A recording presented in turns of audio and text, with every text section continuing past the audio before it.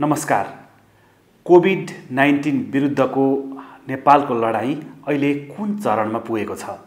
जसरी अहिले संक्रमितहरूको संख्या वृद्धि भइरहेको छ तीव्र रूपले, यसले एकातिर लकडाउन खुकुलो हुने र अर्कोतिर संख्या बढ्दै जाने कुराले कतै समुदायमा पुग्छ कि भन्ने त्रास पनि सिर्जना भइरहेको छ। भले अहिलेसम्म संक्रमितहरूको 94% विदेशबाट आएकाहरू नै छन्। सरकार अबको लडाईँ कसरी लड्दैछ? सरकारकै भनाइअनुसार साउनको अन्तिम साता क्लाइमेक्स हुने भनिएको छ। कति हजारसम्म संक्रमित हुने अनुमान छ र अबको लकडाउनको मोडालिटी भनौँ अथवा अरू जनजीवन सामान्य बनाउने बारेमा सरकारको योजना के छ?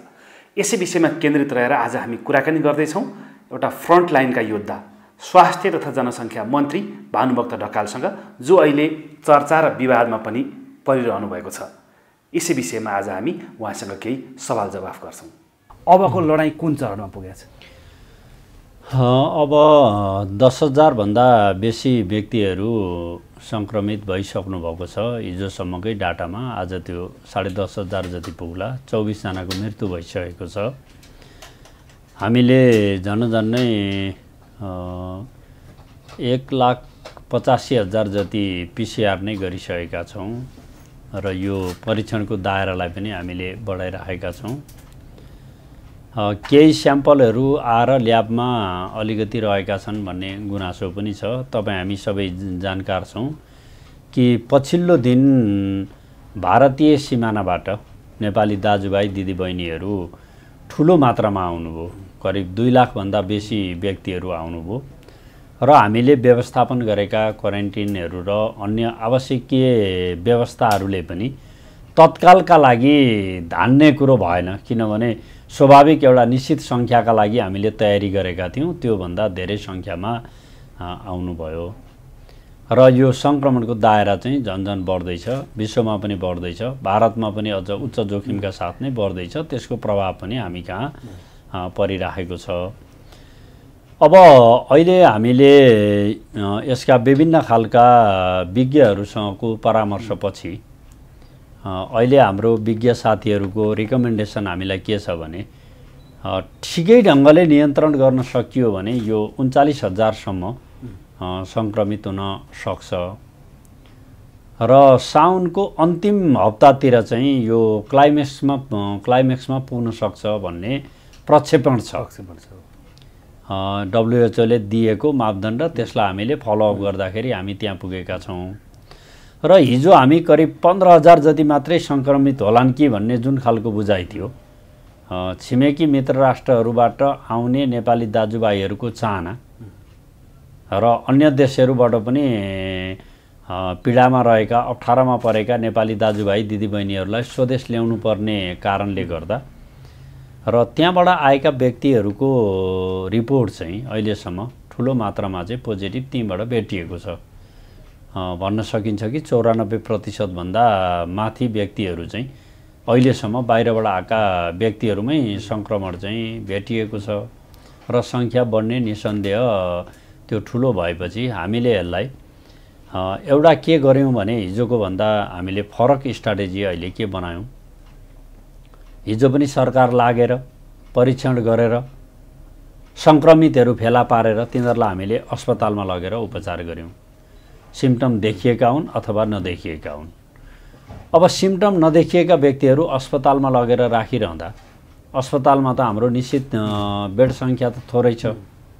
सिम्पटम नदेखिएका तर पोजिटिभ रिपोर्ट आएका व्यक्तिहरूलाई अस्पतालको बेडमा हामीले राखियो भने साँच्चै अस्पतालको सेवा लिनुपर्ने व्यक्तिहरू चाहिँ त्यो सेवाबाट वञ्चित हुनुपर्ने एउटा स्थिति आउँछ। त्यसले गर्दा आइसोलेसन सेन्टरलाई उन्नत बनाउने, डाक्टर नर्सहरूको टिम त्यहाँनिर राख्ने, सुरक्षाको राम्रो प्रबन्ध गर्ने, खाने बस्ने सुरक्षा सुविधाका कुराहरूलाई पनि अस्पताल सरहकै जस्तो गराउने र त्यस्तो ठाउँमा चाहिँ पोजिटिभ केस तर जुन सक्रिय छैनन् त्यस्तो व्यक्तिहरूलाई त्यहाँ राखियो भने अक्सिजन, भेन्टिलेटर लगायतका अस्पतालको सेवा सुविधा दिनुपर्ने व्यक्तिहरूलाई चाहिँ हामी यो दिन सक्छौँ। त्यसले गर्दा हामीले प्रत्येक प्रदेशमा चाहिँ करिब 3,000 जति व्यक्तिहरू राख्न सक्ने गरी यो खालको आइसोलेसन सेन्टरको व्यवस्था गर्नु पर्यो भनेर हामीले त्यो व्यवस्थापन गरेका छौँ एउटा।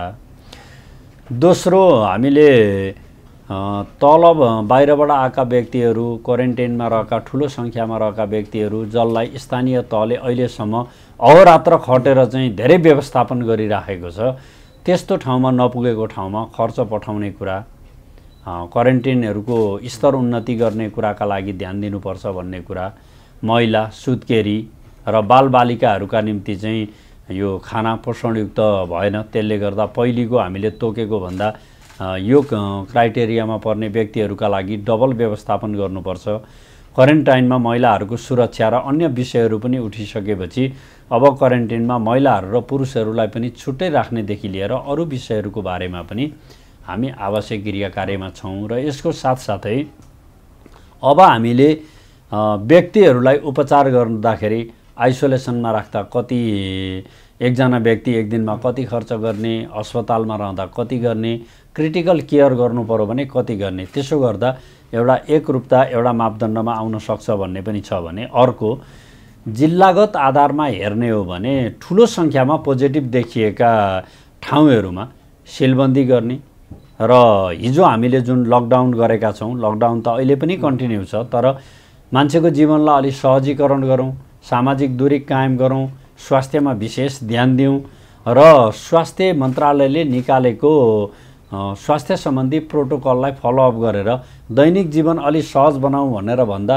अब मान्छेहरूको अनुभूति अब लकडाउन नै छैन कि जस्तो भइरहेछ भने धेरै सङ्क्रमित भएका जिल्लाहरूमा सङ्ख्याका आधारमा पनि त्यसलाई सिलबन्दी गरेर अन्त सङ्क्रमित नहोस् भन्ने खालको कुरालाई चरणको कुरा गर्दाखेरि चाहिँ हामी के हो एकदम क्लाइमेक्सको चरणमा पुग्दैछौँ भनेर बुझ्नु। होइन, मैले भन्न खोजेको कि हामी त्यसरी पनि हामी हेर्दैछौँ, त्यसलाई पनि हामी रेसिस्ट गर्दै अगाडि बढ्दैछौँ र यो राज्यले बनाउने नीति र एक्सन प्लानमा एकरूपता होस् भनेर हामीले सिसिएमसी एक्सन प्लानको निम्ति नीतिगत नेतृत्व चाहिँ सिसिएमसीको निर्देशक समिति हाम्रो उपप्रधानमन्त्रीज्यूको नेतृत्वमा छँदैछ।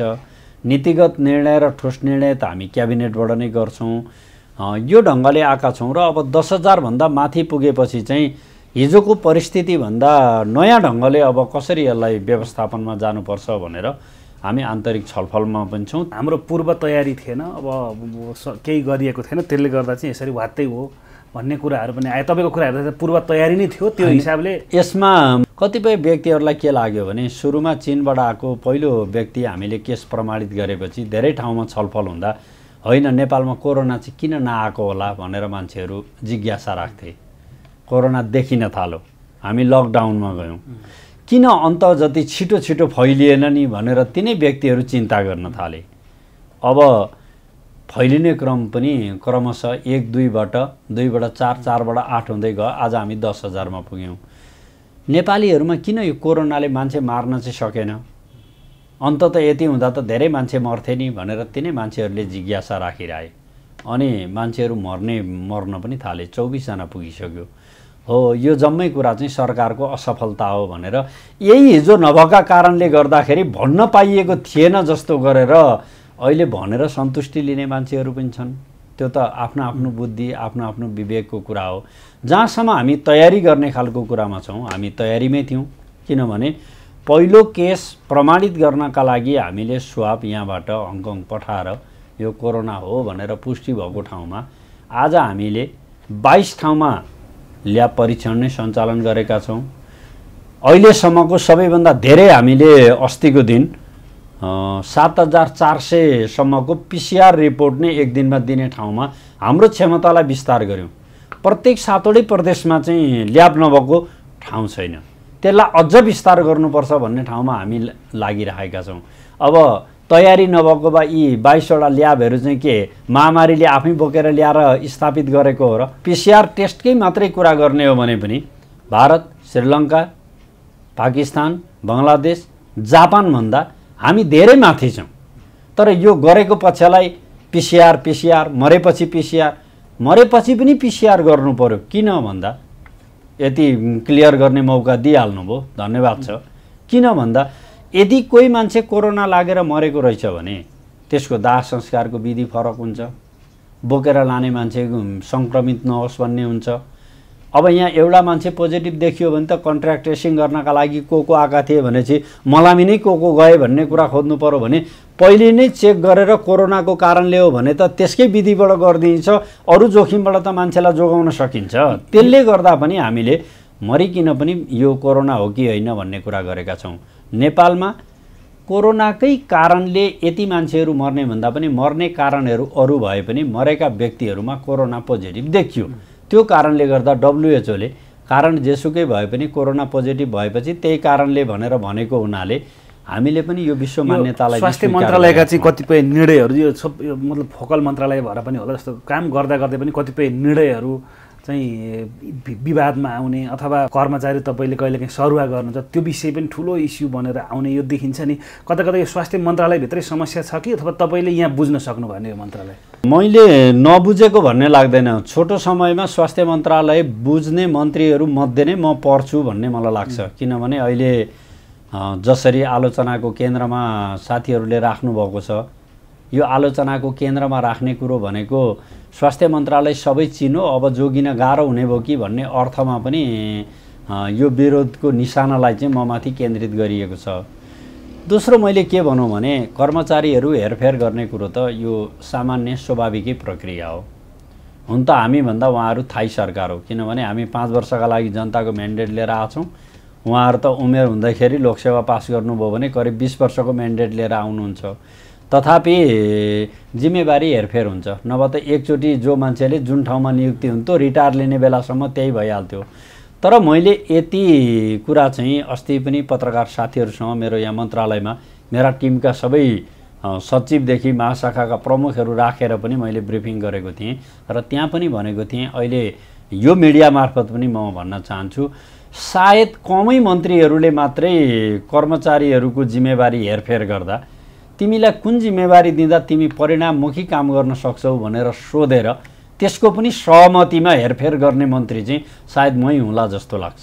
अरूले पनि गरेका थिए भने त्यो राम्रै। तर मैले मेरो मन्त्रालयभित्रको मुख्य जिम्मेवारी लिएको साथीहरूलाई जिम्मेवारी हेरफेर गर्दा उहाँहरूको पनि परामर्शमा गरिएको छ। उहाँहरूले त मागेकै जिम्मेवारी दिएको छु, तर उहाँहरूको यो जिम्मेवारी हेरफेरले बाहिरका मान्छेहरू आत्तिनुपर्ने कारण के हो भन्ने कुरा मैले भन्दा तपाईँ पत्रकार हो, राम्ररी बुझ्न सक्नुहुन्छ होला, राम्ररी अनुमान गर्न सक्नुहोला। कतै हिजो सेटिङ गरिएका संरचनाहरूमा खलल भयो कि अथवा हिजोका सम्झौताहरू कार्यान्वयन हुने खालको कुरोमा अदल बदलले गर्दाखेरि फरक भयो कि, अब यो मैले जान्ने कुरा भयो। विधि पद्धतिको कुरो भन्दा पनि स्वार्थले बढी काम गर्ने गरेको एउटा परिवेशमा नयाँ ढङ्गले यसलाई विधिमा लैजाउँ भन्ने कुरा गर्दाखेरि त्यसले स्वाभाविक रूपमा प्रश्नहरू उब्जाउँछन्। तर ती प्रश्नहरू उब्जिए भन्ने कुरा भन्दा पनि मूलभूत रूपमा यी गरिएका कुराहरू चाहिँ स्वार्थ केन्द्रित छन्, ती गलत हुन्। निस्वार्थी भावनाका साथ परिवर्तनको अनुभूति गराउनका लागि गरिएको विधि र प्रक्रिया ऐन सम्मत छन् भने आज आलोचना गर्नेहरू पनि भोलि भनेको थिति बसाल्न खोज्दा अथवा विधिमा ल्याउन खोज्दाखेरि चाहिँ विवादमा पारिँदो रहेछ भन्ने खालको त्यो स्वाभाविकै भयो। किनभने हिजोदेखि बानी पर्नुभएको, अभ्यस्त हुनुभएको, त्यही संरचना त्यही खालको परिवेश हुँदा सजिलो भएको ठाउँमा अहिले नयाँ मन्त्री आएको हुनाले स्वास्थ्य मन्त्रालय त आफ्नै खालको थियो, तर जिम्मेवारीले गर्दा बिरानो जस्तो भइयो कि भन्ने हिसाबले पनि यता कता छटपटी। तपाईँलाई चाहिँ लाग्दैन यो स्वास्थ्य मन्त्री भएर यो बेलामा मेरो चाहिँ म अहिलेसम्म काहीँ केही दाग नलागेको, मलाई मतलब आरोपबाट मुक्त भएको मान्छे धेरै विवादमा परेँ भन्ने लाग्दैन? म आन्दोलनमै जन्मी, आन्दोलनबाटै म यहाँ आइपुगेँ। वर्गीय हिसाबले म मध्यम वर्गको मान्छे हुँ र राजनीति गरेर निष्ठा र इमानका साथ म यहाँ आएको छु। त्यो राजनैतिक निष्ठा इमानको पहाड चढ्दाखेरि पनि सङ्घर्षका दिनहरूमा पनि मैले अप्ठ्याराहरू खेपेरै आएँ र त्यसबाटै मैले एउटा विश्वास आर्जन गरेको छु। अहिले सत्ताको नेतृत्व गर्ने ठाउँमा मेरो पार्टीले बहुमत ल्याएको कारणले अप्ठ्यारो ठाउँको जिम्मेवारी दिँदा यसले यस ठाउँमा राम्रो गर्छ भन्ने विश्वासका साथ नेतृत्वले मलाई यहाँ पठाएको छ। स्वाभाविक हो, सडक सङ्घर्षभन्दा विधिपूर्वक सत्ताको नेतृत्व गर्ने सङ्घर्ष यो झन् कष्टकर हो। तर यो परीक्षामा पनि म पूर्ण रूपमा सफल हुन्छु र मैले यति भनौँ यहाँलाई, यहाँ आएपछि अलि वाद विवादमा भयो, मान्छेहरूले चाहिँ विषय बनाएर चाहिँ विषयान्तर गरेर पनि आक्रमणहरू गर्ने खालका कामहरू भएका छन्। म एकदम ढुक्कका साथ भन्छु, यो पानीको फोका जस्तो हो, समयक्रममा यो फुट्छ। किनभने नबिराउनु नडराउनु, खाएको विष लाग्छ नखाएको विष लाग्दैन। त्यसले गर्दा मेरो एउटै मात्रै भनाइ छ, अहिले मेरो आलोचना मेरो भर्त्सना गरेर आनन्द लिने साथीहरू समयक्रममा ठेस लागेपछि आफ्ना बारेमा सोच्न र समीक्षा गर्न थालेपछि यतिको इमान जमानमा भएको व्यक्तिको त्यतिखेर बहकिएर आलोचना गर्ने कुरा जिन्दगीमा एउटा कमी गरिएछ भन्ने कुरा ती व्यक्तिहरूलाई अनुभूत हुने गरी नै मैले मेरो परीक्षामा पास हुने। सेनाले ल्याएको कतिपय किटहरू अब मिलेनन्, पिसिआरमा मेसिनमा मिलेनन् भनेर पनि आइरहेको छ। यो नमिल्ने चिजहरू चाहिँ कसरी आउँदो रहेछ? अनि यो यस्तो यो बहुत राम्रो क्वेसन सोधिदिनु भयो। यसले एकदम प्रश्न बनाउनका लागि सजिलो बनाउँछ। जस्तै म यो मन्त्रालयको मन्त्री हुँ, सबै प्राविधिक विषयमा र यो औषधि विज्ञानको हिसाबले, औषधिको हिसाबले, उपकरणको हिसाबले कुन कम्बिनेसन केमा मिल्छ कि मिल्दैन त्यो हाम्रा विज्ञहरूले सम्बन्धित क्षेत्रमा काम गर्ने साथीहरूले दिएको रिपोर्टको आधारमा नै हामीले काम गर्ने हो। उहाँहरूले जे रेकमेन्डेसन दिनुहुन्छ त्यही गर्ने हो। अब अहिले तपाईँले भन्नुभएको त्यो चाहिँ मिलेन। अब हामीसँग त मेसिन विभिन्न खालका छन्। हिजो त्यही मेसिन ल्यायो, तिनै मेसिन चले। अहिले तिनै मेसिन किन चलेनन्? थन्क्याइएको छ, बिग्रिएका छन्। हो, त्यसमा तपाईँले भन्नुभएका कतिपय त्यसमा चाहिने कम्पोनेन्टहरू चाहिँ 5 वटा कम्पोनेन्ट चाहिन्थ्यो भने 4 वटा र मेसिन आयो, एउटा कम्पोनेन्ट चाहिँ आएन, ल्याएन, छुटाइयो। अब एउटा नभएपछि त के भयो भने सेटमा काम गर्ने मेसिनले त एउटा नभएपछि त काम त गर्दैन। ती मेसिन बिग्रेका हुन्, बिग्रेर नचलेका होइनन्। यति म बहुत ढुक्कका साथ भन्छु। तर त्यसलाई चाहिने जुन सामग्रीहरू नि त्यो त एकचोटि ल्यायो, एकचोटि ल्याउँदा आजीवन मेसिन चलुन्जेली त जम्मै त उत्पादन गर्दैन नि त्यसले। त्यो सकिने बित्तिकै त फेरि त्यसलाई चाहिने सामग्री के थियो त्यो हामीले ल्याउनु पर्थ्यो। त्यो ल्याउने खालको काममा चाहिँ हिजो पनि त्यसमा कमी रहेको छ, अहिले पछाडिको उसमा पनि त्यसमा कमी रहेको छ। अब यसमा हामीले समीक्षा गर्ने कुरा के हो भने यत्रोको बेला पनि किन यस्ता सानातिना खेलहरू चाहिँ भइराख्छन्, अदृश्य ढङ्गले हुन्छन्, जसले महामारीलाई बढावा दिनका निम्ति नै बल पुर्याएको छ। र त्यही कमीलाई विषय बनाएर ठुलो चर्को स्वरमा मन्तव्य दिँदाखेरि चाहिँ महानै परिवर्तनका लागि योगदान गरियो कि भन्ने अभिव्यक्तिहरूले पनि कतै यसको कुनै संयोजन त छैन। यो चाहिँ बरु एउटा प्रश्न यो चिज त मन्त्रालयबाटै अहिले मेरो दिमागमा आइरहेको छ। मन्त्रालयको सहयोग र मन्त्रालयको सूचना बिना यी कामहरू भएको छैनन्। त्यो त तपाईँलाई असफल पार्न भन्ने बुझ्नु पर्यो कि अब के त? सफल पार्नै नभनौँ, कतिपय असावधानीले पनि हुनसक्छ, कतिपय विलम्ब गरौँ भन्ने खालको पक्ष पनि हुनसक्छ, कतिपय अब काम ठिकै छ नि त, जागिर खाइएकै छ, त्यसकै आधारमा काम गरे भइगयो भन्ने पनि हुन्छ नि। मान्छेहरूका मेन्टालिटी चाहिँ आफ्ना हुन्छन्। महिला असफल बनाऊँ भन्ने कुरो मात्रै त सामान्य कुरा हो। तर अहिले म असफल हुँदाखेरि अथवा मलाई असफल बनाउँदा कोरोना बलियो हुँदा त्यो बलियो बनाउने काममा चाहिँ नलागिदिए हुन्थ्यो भन्ने मात्रै मेरो आग्रह हो। कार्यालयहरू खोल्ने, जनतालाई कर पनि तिर भन्ने, अथवा मतलब पब्लिक मोबिलाइजेसन हुने, तर पब्लिक भेहिकल सार्वजनिक यातायात सञ्चालन नहुँदा चाहिँ अप्ठ्यारो भयो भन्ने खालको कुरा नि आएको छ। यसको बारेमा केही सोच्दै हुनुहुन्छ? अनि यसमा हाम्रो दुईटा कुरो छ। एउटा चाहिँ अब पहिले हामीले लामो समय लकडाउन गऱ्यौँ, अलिक कडा लकडाउन गऱ्यौँ। नेपाली जनताले दुःख सहेर भए पनि यो रोगको अब औषधि बनेको छैन। उपचारको विधि भनेको चाहिँ सामाजिक दूरी कायम गर्ने, स्वास्थ्यमा ध्यान दिने, यही कुरा हो भनेर नेपाल सरकारले आह्वान गर्नुभएको यो अप्ठ्यारो स्थितिलाई पनि उहाँहरूले साथ दिएर हामी यहाँसम्म आयौँ। पछिल्लो दिनमा अब दैनिक जीवनमा पनि त्यसले प्रतिकूल असर बनायो भनेपछि अलि सहजीकरण गरौँ भन्ने खालको हिसाबले हामीले सहजीकरण गऱ्यौँ। तर त्यसमा पनि हाम्रा केही ब्रेकडाउन त छँदै थिए। भ्यालीभित्रबाट भ्यालीमा आउने, भ्यालीबाट बाहिर जाने व्यक्तिहरूको त्यसलाई लकडाउन कायमै गर्ने, यो सङ्क्रमित भएका जिल्लाहरूबाट अर्को जिल्लामा जाने खालको कुरा, त्यसलाई हामीले लकडाउन कडा नै रूपमा पालना गर्ने र दैनिक जीवन चाहिँ मान्छेहरूको अलि सहजीकरण गरौँ भनेर हामीले गऱ्यौँ। तर मान्छेहरूमा कस्तो खालको मनोविज्ञान भयो भने हिजो बहुत गाह्रो भयो, लकडाउन भयो, निसासिएकै जस्तो भयो। अब आज चाहिँ तपाईँले भन्नुभएका कतिपय पब्लिक सर्भिसका कामहरूमा जे पुर्याउनु पर्ने हामीले पुर्याउन सकेका छैनौँ। तर मान्छेहरूको हाउभाउ, यो गतिविधि हेर्ने हो भने अब पनि कुनै कोरोना छ र नेपालमा, कुनै लकडाउनको प्रत्याभूति छ र भन्ने खालको व्यवहारमा त्यो खालको प्रकट भएको छ। अब यसले के देखाउँछ भने कुनै फेरि झट्ट ठुलो दुर्घटना भयो भने त्यतिखेर मात्रै सावधानी लिने खालको कुरा त बेला गइसकेको हुन्छ। त्यसले गर्दा हामीले अहिले पछिल्लो दिनमा अब उपत्यका बाहिरबाट आउने व्यक्ति यहाँ आउने हो भने कुन ओडामा कहाँ आउने हो, त्यहाँ आएर स्थानीय तहको क्वारेन्टाइनमा 14 दिन बस्ने खालको कुराको सुनिश्चितता गरेपछि मात्रै, अथवा होम क्वारेन्टाइनमा बस्ने हो भने होम क्वारेन्टाइनमा बस्ने खालको प्रावधानमा यहाँको स्वीकृतिपछि मात्रै गर्ने। सङ्क्रमित भएको अघि मैले भने निश्चित सङ्ख्या 200 होला 500 होला, त्योभन्दा बेसी भएको जिल्लालाई चाहिँ अथवा त्यो एरियालाई सिलबन्दी गर्ने, त्यहाँ पुरा कन्ट्रोल नहुन्जेलीसम्म अन्तका गतिविधिहरूलाई त्यसले रोक्ने, यो खालको काममा पनि हामी लाग्दैछौँ।